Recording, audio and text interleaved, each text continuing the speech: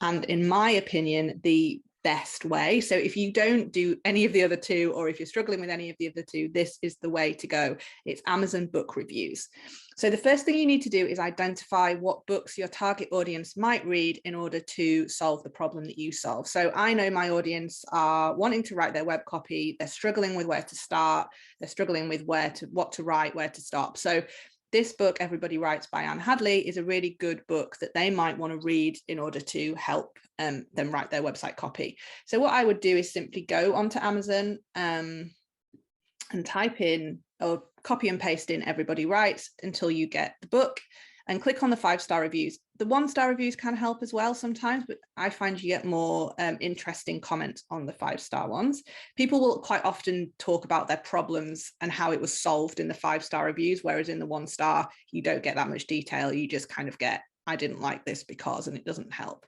So all you're doing is reading through the reviews and seeing, like with all the other ways we've talked about voice of customer research, you're seeing any problems, any wants, needs, desires, or any objections within the copy, copying and paste them into your voice of customer spreadsheet.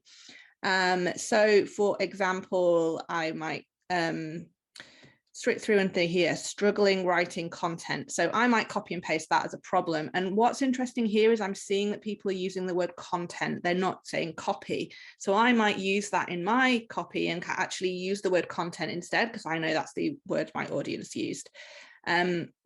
So there's lots of food for thought. Here it says, give you the do's and don'ts of writing. That's a nice little phrase. So I might put that in my voice of customer research spreadsheet under interesting phases, or even under wants, needs and desires. So do's and don'ts of writing, I could use that somewhere. So as with always, we're going through, we're scrolling through, you can go down the rabbit hole on Amazon. So really try to kind of make sure that you're limiting your time, and but as I said earlier, the more voice of customer you do, the more interesting your copy will be, and the easier you'll find it. And you can also use your voice of customer research for all your marketing. So it's a really important and valuable exercise.